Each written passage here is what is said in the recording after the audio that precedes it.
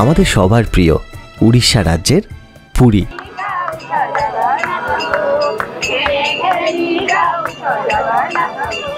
হিন্দু ধর্ম অবলম্বী মানুষের কাছে অতি পবিত্র স্থান, পুণ্য স্থান। ভগবান বিষ্ণুর 4 ধামের একটি ধাম, মানব জীবনে মোক্ষ লাভের মার্গ। পুরাণ অনুযায়ী ভগবান এখানে আহার গ্রহণ করেছিলেন। দ্বাদশ শতাব্দীতে নির্মিত এই মন্দিরে আজও ভগবানকে 56 রকমের ভোগ নিবেদন করা হয়, যাকে বলা হয় মহাপ্রসাদ।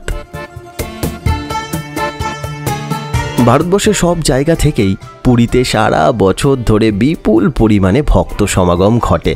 পবিত্র রথযাত্রায় যার সংখ্যা ছাপিয়ে যায় কয়েক লক্ষেরও বেশি।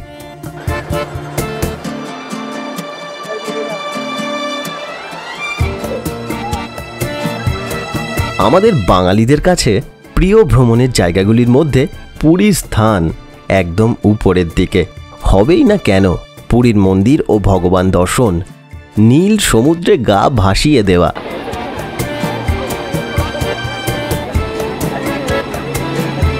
ছোট ছোট পাহাড়, ভুবনেশ্বরের ল্যান্ডমার্ক শ্রীলিঙ্গরাজ মন্দির, কোণার্কের অপূর্ব সূর্য মন্দির, এই সবই যে ভীষণ ভীষণ সুন্দর।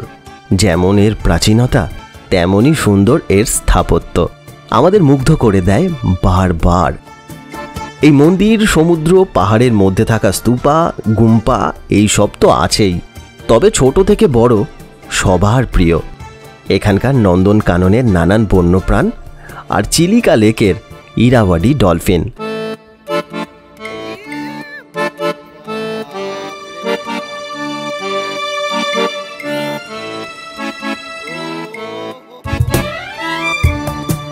পুরী ভ্রমণের কয়েকটি পর্বে আপনাদের সামনে তুলে ধরছি পুরীর সেই সৌন্দর্যকে।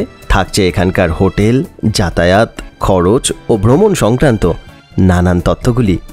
সঙ্গে থাকুন। পুরী যাওয়ার জন্য সবথেকে ভালো হবে রাতের দিকে ট্রেনে উঠতে পারলে। শিয়ালদহ, হাওড়া এবং শালিমার থেকে অনেকগুলি ট্রেন আছে পুরী যাওয়ার জন্য। তবে আমি হঠাৎ করে পরিকল্পনা করার কারণে সকালবেলার 12821 ধৌলি এক্সপ্রেসে করে পুরীর উদ্দেশ্যে রওনা হলাম। এই ট্রেনটি শালিমার থেকে সকাল 9:10-এ ছাড়লেও পরে স্টেশন সাঁতরাগাছি থেকেই আমি উঠব।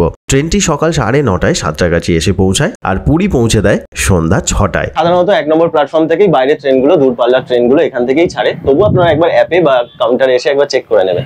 তো যে ট্রেনটা আসছে ধৌলি এক্সপ্রেস, তাতে কিন্তু আপনি 3টে জেনারেল কামরা পাচ্ছেন, সামনের দিকে একটা আর পিছনের দিকে হচ্ছে 2টো। এছাড়া বেশি হচ্ছে এই ট্রেনে সেকেন্ড সিটিং। আমি ভেবেছিলাম সেকেন্ড সিটিং এ যাবো, কিন্তু এত তাড়াহুড়ো করে প্ল্যান করেছি যে টিকিট হয়নি। তা সেকেন্ড সিটিং এর ভাড়া 190 টাকা, কম খরচে আমার হয়ে যেত। আর যেহেতু দিনের বেলা ট্রেন, বসে বসে চারদিক দেখতে দেখতে চলে যেতাম, তো পেলাম না। তাই এসি চেয়ার কার করেছি। এসি চেয়ার কারের ভাড়া হচ্ছে 685 টাকা। এছাড়া আরেকটা অপশন আছে, সেটা হচ্ছে third AC economy. Third AC ইকোনমির ভাড়া হচ্ছে 775 টাকা। আর এই সেকেন্ড সিটিং আর এসি চেয়ার কারের মাঝখানে একটা প্যান্ট্রি কার আছে। 7:10-এ এখানে ঢুকিয়েছে, মানে 1 ঘন্টা 10 মিনিট ট্রেনটা লেট করেছে। এখানে এখন ব্যাপারটা কি হয়েছে, এখানে এখন অনেক অটো আছে, কিন্তু এরা যা রেট চাইছে না, মাথা খারাপ। 250 টাকা 300 টাকার কমে এরা যাবে না। তা আমি ওই বাদিকে হচ্ছে স্টেশন, আমি মেন রোডে চলে এলাম। মেন রোডে এসে একজন টোটোওয়ালা দাদা আছে, তাকে বললাম, বললো 150 টাকা লাগবে। তা আমি বললাম 100 টাকা নাও, বলতে উনি রাজি হয়েছে। তো ওনার সাথে এখন আমি যাচ্ছি। মানে নর্মাল ভাড়া যদি আপনারা অনেকে থাকেন তাহলে 150 টাকা ওরা নেবেই, এনারা নিচ্ছেন। আর যদি অটো হয় তাহলে 250 থেকে 300 টাকা লাগবেই। আমি হোটেলে পৌঁছে গেছি। যে হোটেলটাতে আমি আছি সেই হোটেলটার নাম হচ্ছে হোটেল স্ট্র্যাটেজিক ইন। এই হোটেলের লোকেশনটা আগে আপনাদেরকে বলে দিই। স্বর্গদ্বার থেকে কিছুটা এগোলে হচ্ছে কাকাতুয়া মিষ্টান্ন ভান্ডার, সেখান থেকে কিছুটা এগোলেই হচ্ছে ইস্কন মন্দির। আর ইস্কন মন্দিরের সামনে কিছুটা হাঁটতে হবে বাজার, মানে যেখানে সবজি, মাছ ফাছ সব পাওয়া যায়। তার উল্টো দিকেই হচ্ছে এই হোটেল। হোটেলের নাম স্ট্র্যাটেজিক ইন। যে রুমটাতে আমি আছি সেই রুমটার খরচ হচ্ছে দিন প্রতি 1000 টাকা।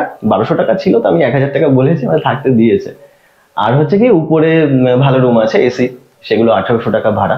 এখন যেরকম পর্যটকের সংখ্যা থাকে, পর্যটনের যদি মরশুম হয় তাহলে ভাড়া একটু বাড়ে, আবার যদি একটু কম থাকে তাহলে সেই সময় একটু কমে। সে আপনারা একটু ফোন টোন করে একটু ভালোভাবে জেনে নেবেন বিষয়টা।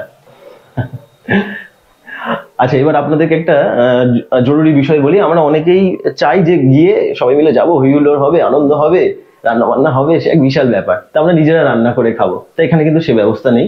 তা যদি আপনার মনে হয় যে আপনারা গ্রুপে এসেছেন, রান্না নিজেরা করে খেতে চাইছেন, তাহলে উপরে এদের ছাদে ব্যবস্থা আছে।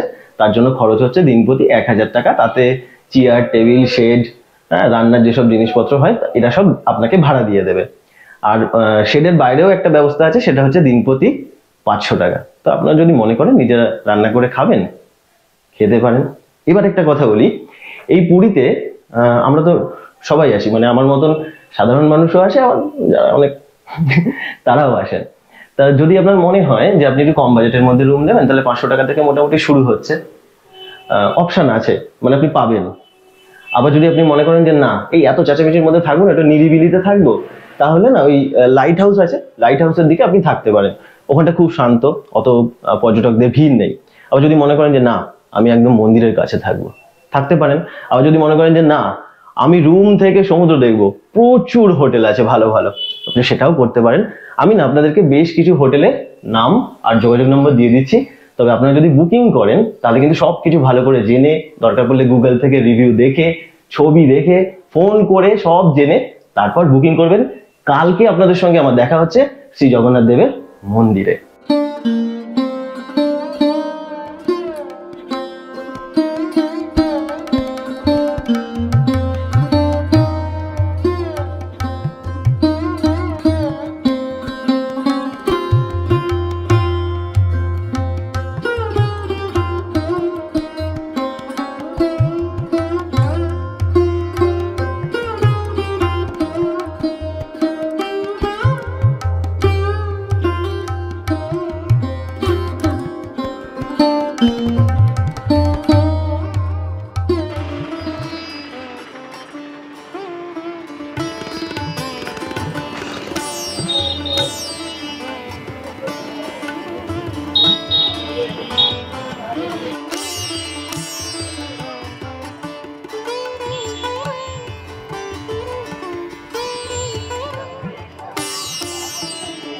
আমাদের এই যে পুরীর ধাম, এটা কিন্তু 4 ধামের একটা ধাম। তার 4টে ধাম হচ্ছে বদ্রীনাথ ধাম, রামেশ্বরম, দ্বারকা আর আমাদের এই পুরী ধাম। তা মনে করা হয় যে মানব জীবনে যদি 4 ধামের দর্শন আপনি করেন, তাহলে আপনার মোক্ষ লাভ হবে। মানে এই 4টে ধাম 4টে সময়কালের সাথে সংশ্লিষ্ট আছে। এই যে আমাদের বদ্রীনাথ ধাম, সেটা হচ্ছে সত্যযুগের সাথে। এই যে আমাদের রামেশ্বরম ধাম, এটা হচ্ছে ত্রেতা যুগের সাথে। তারপরে এই যে দ্বারকা ধাম, সেটা হচ্ছে দাপর যুগের সাথে। আর এই যে কলিযুগ, এই কলিযুগের সাথে সংশ্লিষ্ট হচ্ছে শ্রী জগন্নাথ ধাম পুরী। শ্রী জগন্নাথ দেবের মন্দিরে 4টি দরজা, সিংহদ্বার, অশ্বদ্বার, ব্যাঘ্রদ্বার ও হস্তিদ্বার, যেগুলি ধর্ম, জ্ঞান, বৈরাগ্য ও ঐশ্বর্যের প্রতীক। এইটা হলো সিংহদ্বার। এখানে এই দরজার সামনে একটি স্তম্ভ রাখা আছে, যার নাম অরুণা স্তম্ভ। এর উচ্চতা 34 ফুট। একটি গোটা ক্লোরাইট পাথরকে কেটে এটি নির্মাণ করা হয়েছিল। অরুণা হলো সূর্য দেবতার সারথি। একটা বিষয় আপনাদেরকে বলা দরকার, সেটা হচ্ছে এই মন্দিরের মধ্যে কোনো কিছু নিয়ে কিন্তু প্রবেশ করা যায় না, কোনো ফটোগ্রাফি আপনি করতে পারবেন না। তা আপনার মোবাইল, ক্যামেরা, ব্যাগ, জুতো যা আছে সব আপনাকে হয় হোটেলে রেখে আসতে হবে, না হয় এখানে যে কাউন্টার আছে সেই কাউন্টারে আপনাকে জমা দিয়ে তারপরে ভিতরে প্রবেশ করতে হবে। আমরা অনেকেই বলে শুনেছি যে এই মন্দিরের মধ্যে চামড়ার বেল্ট পরে কিন্তু ভিতরে প্রবেশ করা যায় না, কিন্তু সেটা কিন্তু নয়।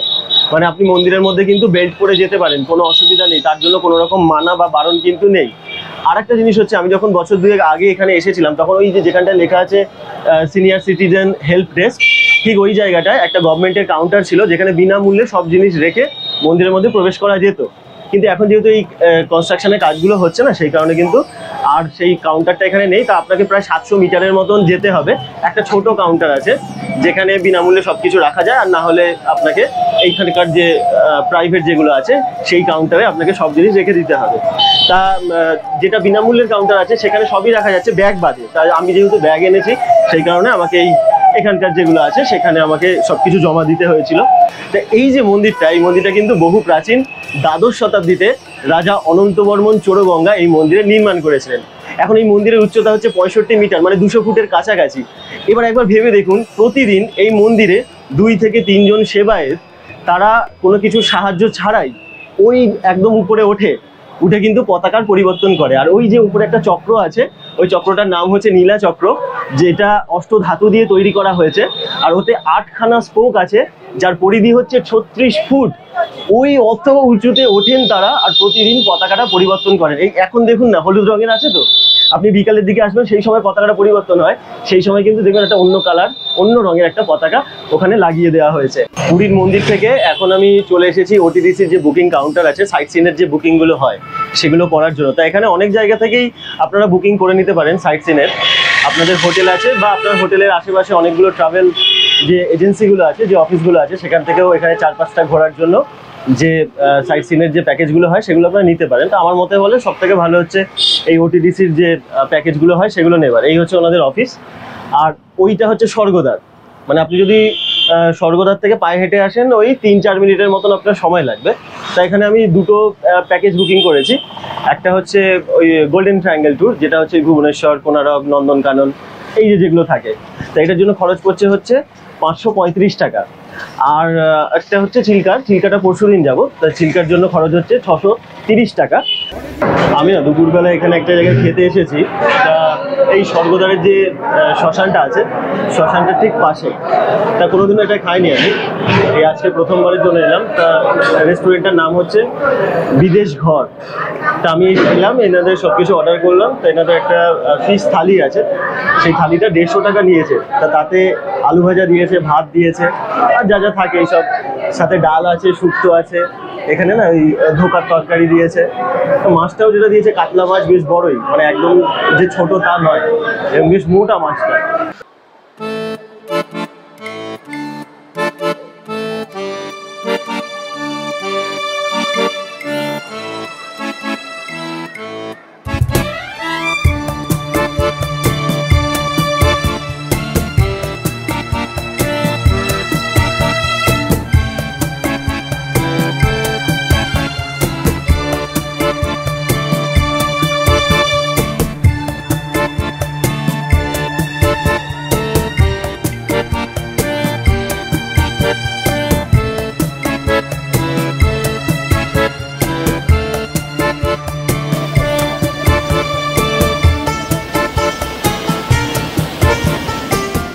আমি না যতবারই পুরীতে এসেছি, অনেকবার আমার ইচ্ছা ছিল যে লাইট হাউসটাকে একবার দেখবো।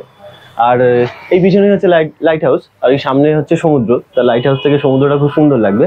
তো এনাদের টাইমিংস হচ্ছে এই যে এখানে লেখা আছে, ভিজিটিং আওয়ার্স 4টে থেকে 5টা, বিকেল 4টে থেকে 5টা। আর ভারতীয়দের জন্য 10 টাকা, বাচ্চাদের জন্য 3 টাকা, স্টিল ক্যামেরার জন্য 20 টাকা।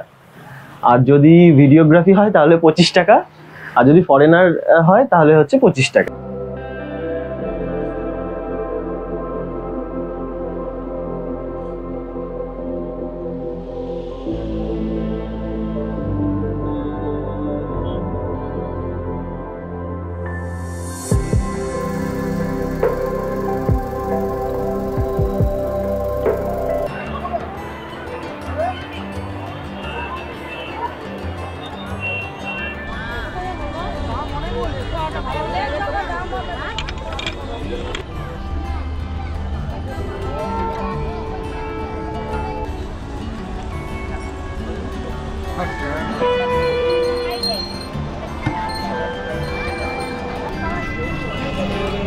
আমি এখানে স্কুইড খেলাম, এই সামনে আছে। স্কুইডগুলো না ওই ভেজে দিচ্ছে বলে অতটা মানে খুব একটা ভালো লাগছে না। যদি একটু গ্রেভি টাইপের মশলা দিয়ে একটু ঝাল ফাল করে দিত তাহলে ভালো হতো। আর চিংড়ি মাছগুলো নিলাম, তা 4টে চিংড়ি ক্যাটাগরি আছে ওদের। যেগুলো একটু বড় সেগুলো 3টে, আর যেগুলো একটু ছোট সেগুলো 4টে, যেগুলো আরও ছোট 8খানা যদি হয় তাহলে 100 টাকা। তো সেটাও ভেজে দিল। এখানে চিকেন লেগ পিস বিক্রি হচ্ছে, তাই 60 টাকা পিস। আমি একটা দেখি, বলেছি দেখ কেমন খেতে লাগে দেখি। মাছ এমনি টাটকা মাছ আছে, কোনো 19-20 নয় যে গন্ধ আছে বা কিছু। শুধুমাত্র যে স্কুইডটা খেলাম, এইটা যদি একটু আরেকটু হতো তাহলে ভালো হতো। অনেকটা মাছের পটকার মতো খেতে লাগলো। তা আজকের জন্য আমার খরচ হচ্ছে 530 টাকা। আজকে হচ্ছে গোল্ডেন ট্রায়াঙ্গেল ট্যুর, মানে ওই পুরী, কোণার্ক আর ভুবনেশ্বর। তা আমি এখন পান্থনিবাসে চলে এসেছি। স্বর্গদ্বারের কাছ থেকে একটা অটো নিয়েছিলাম, 150 টাকা ভাড়া পড়েছে। আমি এখন এখানে চলে এসেছি। এখানে হচ্ছে সকাল 6টার মধ্যে আপনাকে আসতে হবে, কিন্তু আমি একটু দেরি করে এসেছি, 6:30টায় বাসগুলো ছাড়ে। তা ঠিক আছে, বাস আমার দাঁড়িয়ে আছে পিছন দিকে, আর একদম সামনের সিটটা পেয়েছি। যাই হোক, ভিডিওটা তাহলে ভালো হবে। এটা একটা সুবিধা হলো। আর পরের দিন হচ্ছে আমার চিল্কা, মানে কালকে। তা আমি আপনাদেরকে একটা সাজেশন দেব, আমার যে ব্যক্তিগত যে মতামত সেটা হচ্ছে আপনারা না দুটো বড় বড় ট্যুর পরপর রাখবেন না। মানে আমি গতকাল কি করেছি যে পুরীর মন্দির আর যে সমুদ্র স্নান বা আশেপাশের যেগুলো আছে সেগুলো আমি ঘুরে দেখেছি। তাই আপনারা না এই দুটো বড় ট্যুরের মাঝখানে এটা রাখবেন। মানে ধরুন একদিন আপনি গোল্ডেন ট্রায়াঙ্গেল ট্যুর করলেন, তারপরের দিন আপনি মন্দির দর্শন আর সমুদ্র স্নান করলেন, তারপরের দিন চিল্কা গেলেন। তাহলে কি হবে, শরীরটা রেস্ট পাবে। এবার আপনার সাথে যদি ছোট বাচ্চা থাকে তাহলে ভাবুন না, তাকে প্রতিদিন ভোর 5টার সময় তুলে তৈরি করা, সেটা একটা সমস্যার ব্যাপার। আজকে ট্যুরের খরচ হয়েছে 530 টাকা। তবে এইটা ছাড়াও আরো কিন্তু খরচ আছে, মানে যেখানে যেখানে টিকিট করতে হবে, কোণার্কের যে মন্দির তার জন্য টিকিট করতে হবে, তারপর আমরা একটা স্যান্ডার্ড দেখবো তার টিকিট করতে হবে, নন্দনকাননের টিকিট করতে হবে, সেগুলো কিন্তু অতিরিক্ত, মানে 530। আর যেসব জায়গাগুলো আছে সেগুলো তার সাথে যোগ হয়ে যাবে। আজ আমি যাচ্ছি পুরী, কোণার্ক আর ভুবনেশ্বরের বিভিন্ন জায়গাগুলি ঘুরে দেখার জন্য। এই পুরী থেকে কোণার্ক, কোণার্ক থেকে ভুবনেশ্বর আর ভুবনেশ্বর থেকে পুরীর যাত্রাপথ ত্রিকোণাকৃতি। আর এখানেই আছে অপূর্ব 3টে মন্দির, পুরীর শ্রী জগন্নাথ দেবের মন্দির, কোণার্কের সূর্য মন্দির আর ভুবনেশ্বরের লিঙ্গরাজ্যের মন্দির। এই কারণেই এই ভ্রমণটিকে বলা হয় গোল্ডেন ট্রায়াঙ্গেল ট্যুর। তা এইখানে না এই একটা রেস্টুরেন্টে ওরা সবসময় নিয়ে আসে সকালবেলায় খাওয়ানোর জন্য। সেখান থেকে আমি মশলা ধোসাটার অর্ডার করেছি, তার 90 টাকা। সাইজ কিন্তু অনেক বড় দিয়েছে। টেস্ট মোটামুটি ঠিকই থাকে, আমি এর আগের বারেও খেয়ে দেখেছি, খারাপ নয়। এছাড়া পুরি আছে, আরও অপশান আছে আপনাদের কাছে, ওয়াশরুম আছে, সেগুলো মোটামুটি ঠিকঠাক। এই নদীর নামটা আছে কুশভদ্রা।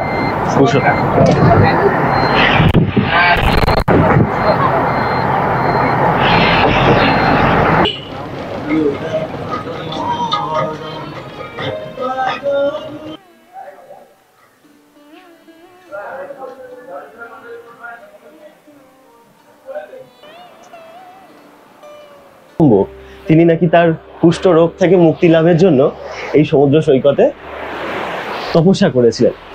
এখানে সপ্তমী দিন এখানে বুড় দেওয়া হয়, ভালো ভালো লোক আছে এখানে আসে বুড় দেয়। আচ্ছা, শ্রীকৃষ্ণ পুত্র শাম্ভ তার কড় রোগ হয়েছিল, কষ্ট।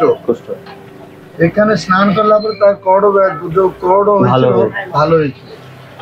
সেই শাম্ভ পরে লেখা আছে মাঘ সপ্তম দিন, এই যে গতকালই ছিল, এখানে বহুত ভিড় থাকে, সব লোক আছে এখানে স্নান করে।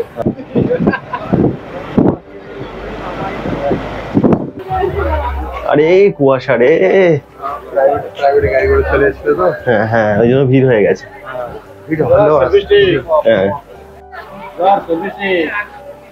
এই হচ্ছে টিকিট কাউন্টার।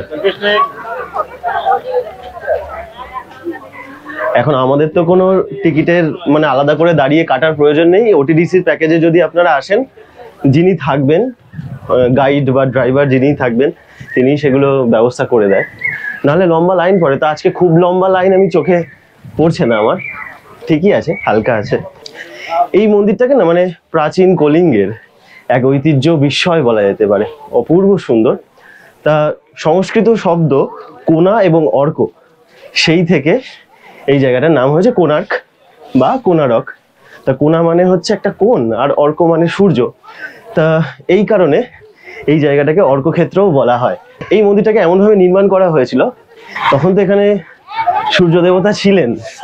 তা দিনের বেলায় সূর্যের প্রথম আলো একটা কোণ থেকে দেবতার উপরে এসে পড়তো। তা সেই জন্যই এই মন্দিরটাকে এইভাবে নির্মাণ করা হয়েছিল। আর একটা হচ্ছে কি, এই মন্দিরে একটা নয়, 3টে সূর্য দেবতার বিগ্রহ আছে। তা বাম দিকে ডান দিকেও আছে। যখন সূর্য বিভিন্ন দিকে যাবে তখন যাতে সারা দিন সূর্য দেবতার গায়ে সূর্যের আলো পড়তে পারে।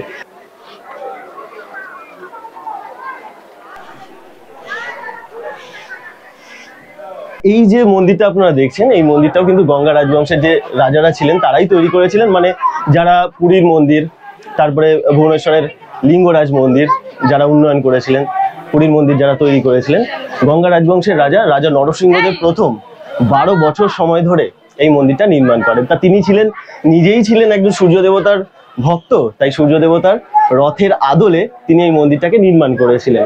1243 সালে কাজ শুরু হয়েছিল আর 1255 সালে কাজ শেষ হয়। 12 বছর সময় লাগে, 1200 জন কারিগরকে নিযুক্ত করেছিলেন এই মন্দিরটাকে নির্মাণ করার জন্য। তো যখন মন্দির প্রথমে ছিল সেই সময় এর উচ্চতা ছিল 200 ফুট, আর এখন তো অনেক ধ্বংসপ্রাপ্ত হয়ে গেছে, এখন হয়ে গেছে 100 ফুটের কাছাকাছি। যদি এই মন্দির থাকতো, মাথা খারাপ করে ছেড়ে দিত যদি পুরোটা থাকতো। দেখো ডাইনিং দিকে সবাই দেখুন, এই সফেদ वाला মন্দির হচ্ছে পাহাড় উপর। 5 আছে না, 5 5টা নাম আছে, শান্তি, স্তুতি, মৈত্রী, দয়া, ক্ষমা। সে উপর পাহাড় উপরে গাড়ি যাবে, ঠিক আছে?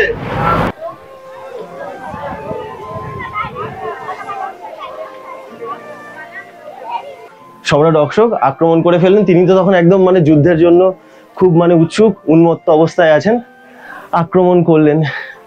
এবার এখানকার যে রাজারা ছিলেন তারা তো চেষ্টা করলেন যে কি করে বাঁচানো যায়, এদিকে বাঁচানো তো গেল না। শেষে এখানকার যে মহিলারা আছে, শিশুরা আছে, তারা পর্যন্ত এগিয়ে এলো মাতৃভূমিকে রক্ষা করার জন্য, কিন্তু শেষ রক্ষা হলো না। সম্রাট অশোকের সেনাবাহিনী সবাইকে হত্যা করলেন নৃশংসভাবে। এমনকি এখানে যে সব, এই সামনেই হচ্ছে যুদ্ধক্ষেত্র ছিল, এখান থেকে দয়া নদী দেখাও যায়, আর ওই দূরে একদম সরু দয়া নদী বয়ে যাচ্ছে। তো এখানে যখন যুদ্ধ হয়েছিল সেই সময় মানে রক্ত বন্যা বইয়ে দিয়েছিল, তা দয়া নদীর জল রক্তে লাল হয়ে যায়। কিন্তু এত ভালো জয়লাভ করার পরেও সম্রাট অশোকের অনুশোচনা হয়েছিল। তারপর থেকে তিনি যুদ্ধ ছেড়ে দেন। তিনি বলেন, না, আমি আর যুদ্ধ করব না। মানে ওই দৃশ্য দেখার পর তার একটা পরিবর্তন হয়, তা তিনি চণ্ডাশক থেকে হয়ে ওঠেন ধর্মাসন। 1972 সালে জাপান আর কলিঙ্গ যে নিপ্পন বৌদ্ধ সন্ন্যাসীরা আছেন, তারা এই যুদ্ধস্থলে শান্তি স্তূপটা নির্মাণ করেছিলেন। দয়া বাবু যে ওখানে আসতেন না, সেই সময় দয়া নদী হয়ে যাচ্ছে নদীর নাম।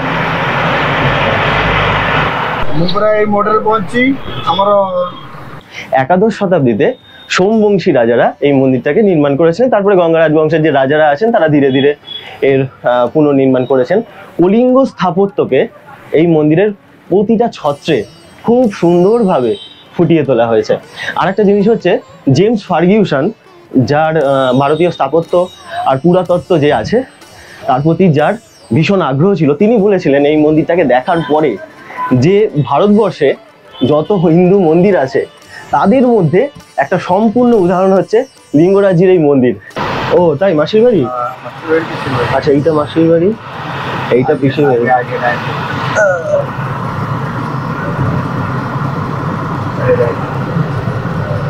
বাহ। লিঙ্গরাজির মন্দির থেকে এখন আমি এসে গেছি উদয়গিরি আর খণ্ডগিরিতে। আসলে এইটা হচ্ছে উদয়গিরি আর ওই দিকটা হচ্ছে মানে ওইটা হচ্ছে খণ্ডগিরি। তো এটা একটাই পাহাড় ছিল, তো এখান থেকে পাথর কেটে নিয়েছে, তো মাঝখান থেকে রাস্তা হয়ে গেছে, সেই জন্য এটা উদয়গিরি, ওটা খণ্ডগিরি হয়ে গেছে। এই যে জায়গাটা, এই জায়গাটায় আমরা এই যে আজকে সারাদিন যে যে জায়গাগুলোয় ঘুরছি তার মধ্যে সব থেকে প্রাচীন নিদর্শন আপনি কিন্তু এই জায়গাটাতেই পাবেন। এই পুরো চত্বরটিতে অনেকগুলি গুহা বা গুম্পা আছে।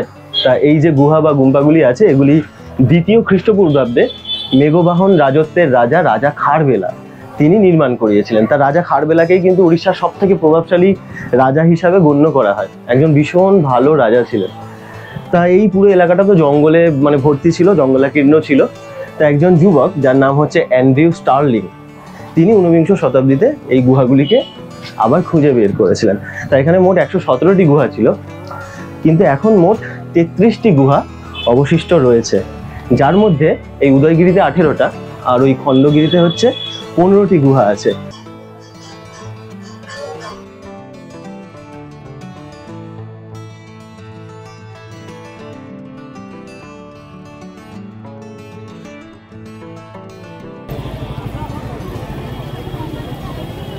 আমরা বাইরে এবারে খেয়েছি, এবারে আমরা ওটিডিসির যেটা সেখানে খাইনি, বাইরেও একটা হোটেলে খেয়েছি, ভালো। এখানে বাইরে অনেক হোটেল আছে, আমার ওই সব মিলিয়ে 170 টাকার মতন বিল হয়েছে।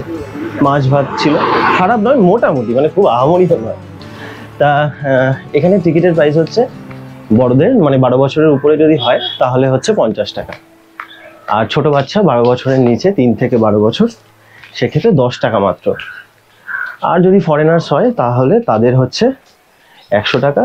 এখন এই নন্দনকানন যে চিড়িয়াখানা, এই চিড়িয়াখানাটার একটা বিশেষ ব্যাপার হচ্ছে এটা কিন্তু একটা জঙ্গলের মধ্যে অবস্থিত। তা এরকম চিড়িয়াখানা কিন্তু সচরাচর আমরা দেখতে পাই না। আমরা দেখি যে একটা জায়গা নেওয়া হয়েছে, তাতে চিড়িয়াখানার একটা ব্যবস্থা করা হয়।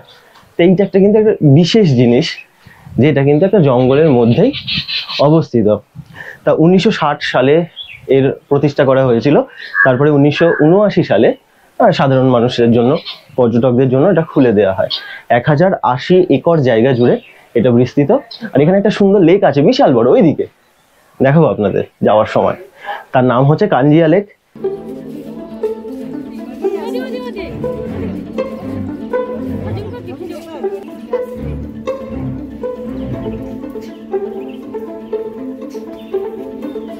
আমি এই জিনিসটা এর আগেও দেখেছি, ওই ব্যাটারি গাড়ি করে ঘোরার থেকে নিজের পায়ে হেঁটে ঘোরা অনেক ভালো।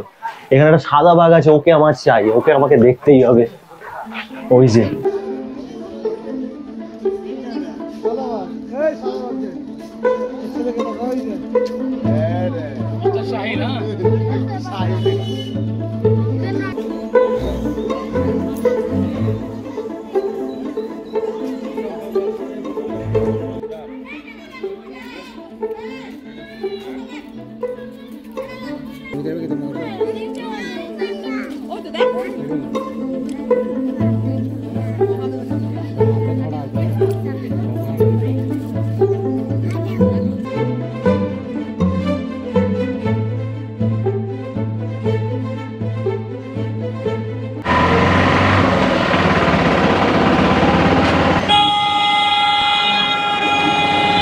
স্বর্গদ্বার থেকে আমি একটা অটো নিয়েছি। তা অটো নিয়ে যখন আমি এখানে এলাম, আমার খরচ পড়লো 100 টাকা। আসলে ভাড়াটা হচ্ছে 150 টাকা। তা গতকাল আমার একটু দেরি হয়ে গিয়েছিল বলে আমি আর দরদাম করিনি। তা আমি আজকে দরদাম করতে 150 টাকা প্রথমে বলেছিল, এখন 100 টাকাতে ওরা আমাকে নিয়ে এলো। তবে একদম সামান্য রাস্তা, 100 টাকাটাই সঠিক ভাড়া হচ্ছে। তা আজকে আমি চিল্কায় যাচ্ছি, আজকে খুব বেশি সময় লাগবে না। আজকে বিকেল বেলায় 4টের মধ্যে এই ট্যুরটা শেষ হয়ে যাবে। এখান থেকে চিল্কার দূরত্ব হচ্ছে ওই 55 কিলোমিটারের মতো। মাঝখানে একটা খুব সুন্দর মন্দির আছে, যেটার নাম হচ্ছে আলোরনাথ মন্দির, যার দূরত্ব হচ্ছে 27 কিলোমিটার। তা সেখানে আমরা দাঁড়াবো। আরো দু একটা জিনিস আছে, একটা খুব সুন্দর দ্বীপ আছে আজকের এই ট্যুরে। তাহলে চলুন আজকের ভ্রমণটা শুরু করা যাক।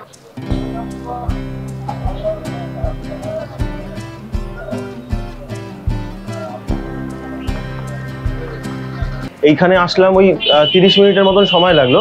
আমরা আলোরনাথ মন্দিরের দিকে যাচ্ছিলাম। তো এখানে একটা ওই ছোটখাটো একটা রেস্টুরেন্ট আছে, খাবারটা কিন্তু ভালো, মদন মোহন নাম। ওখানে আমাদেরকে দাঁড় করানো হলো। তো আমরা সকালের ব্রেকফাস্টটা এখানে করে নিলাম। এবার এখান থেকে আমরা আলোরনাথ মন্দিরের দিকে চলে যাব।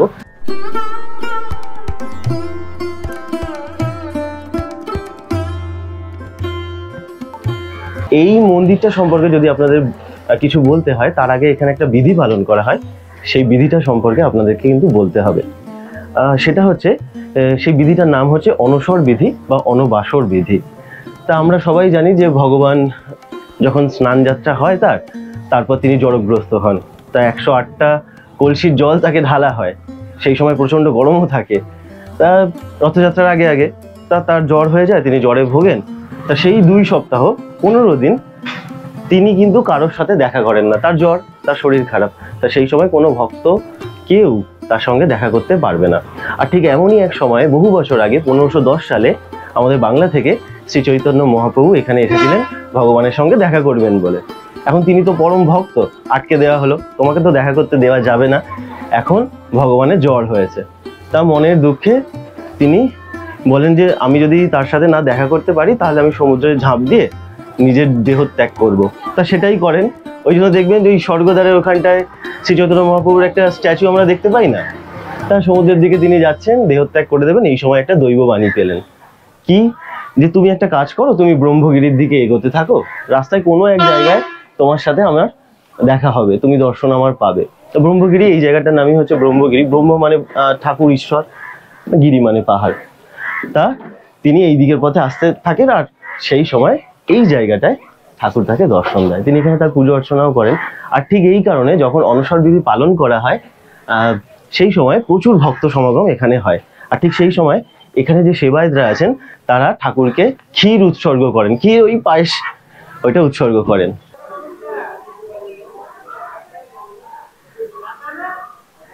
এইটা হচ্ছে দাদা বলরাম, আর এই হচ্ছে শ্রী জগন্নাথ দেব।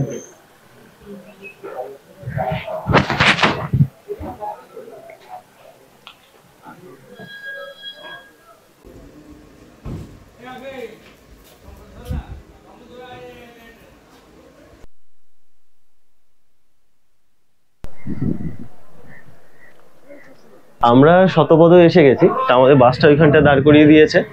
আর এইখানে না একটা ডলফিন মোটর বোট অ্যাসোসিয়েশনের একটা কাউন্টার আছে। তো আপনাদের যদি মনে হয় যে আপনারা ধরুন এমনি এসেছেন গাড়িতে করে, তারপরে এখানে এসে বোট বুকিং করে নেবেন। আমাদের তো অলরেডি পয়সা দেওয়াই আছে, তা আমাদের আলাদা করে আর বোট বুকিং করতে হচ্ছে না। এখান থেকে 1300 টাকা থেকে শুরু হচ্ছে, 1300 টাকায় 1 ঘন্টার বোটিং। আর যেটা আমরা করছি সেটা 2400 টাকা একটা বোটের জন্য। তা আমাদের না একটু আগে একটা জায়গায় গাড়িটা দাঁড় করালো, করিয়ে সেই হোটেলে আমাদের খাবারের জন্য বলছিল।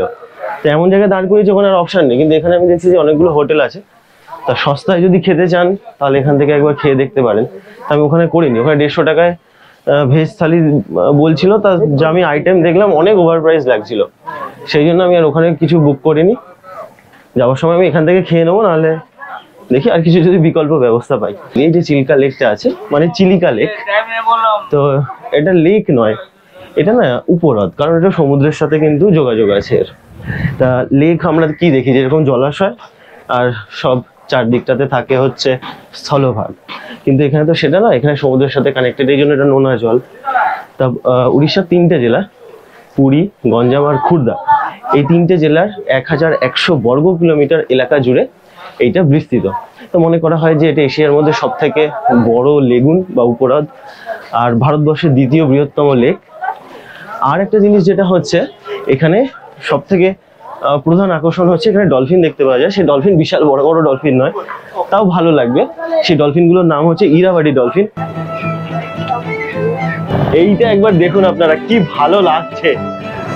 আমরা না অনেকে ঝুড়ি ভাজা আর বিস্কুট এনেছিলাম, তো সেগুলো দিচ্ছি, আর এরা কিরকম উঠছে দেখুন। ওরা কি আসবে? ও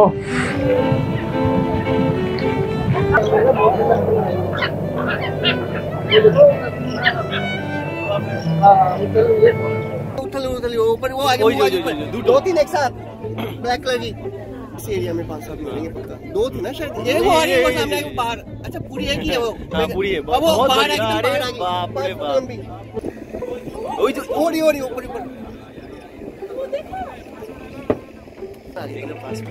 वो आगे वो एकदम पास, ये 3 फीट लंबी है। ओ बाप रे बाप।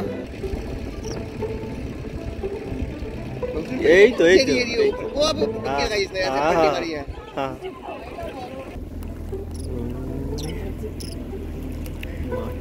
अरे बहुत बड़ी लगी है। ओहो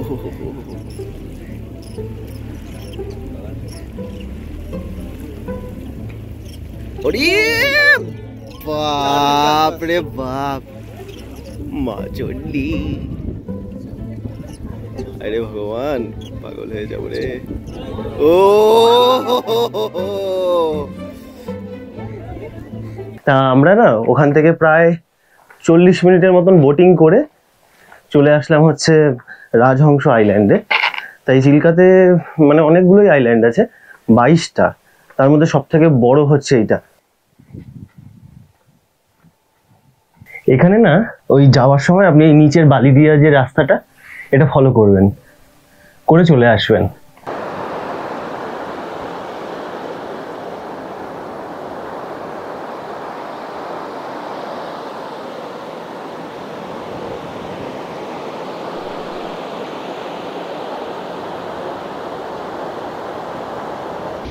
মানে পুরীতে এসে এই 3 দিন আছি তো, সব থেকে সুন্দর লাগলো এই জায়গাটা, ভীষণ সুন্দর লাগলো, ভীষণ।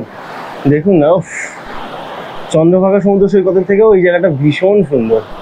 কি যে ভালো লাগছে। এই পিছন দিকটা দেখুন, ফাঁকা, কেউ নেই। ওই দূরে নৌকাগুলো দেখা যাচ্ছে, পরিষ্কার একদম। ওই দিকটা দেখুন না, সব ঝাউ গাছ। এই জায়গা ছেড়ে যেতে ইচ্ছা করছে না। আমাদের মোটামুটি এই তো ঘোরা হয়ে গেল। এরপর আমরা যাব হচ্ছে একটা মিউজিয়াম আছে, সেখানে একটু ওই সব কিছু দেখাবে, একটা শো হয় এই চিলিকা লেক সম্পর্কে সব কিছু বলবে, তো সেটা দেখলে আমাদের কমপ্লিট হয়ে যাবে।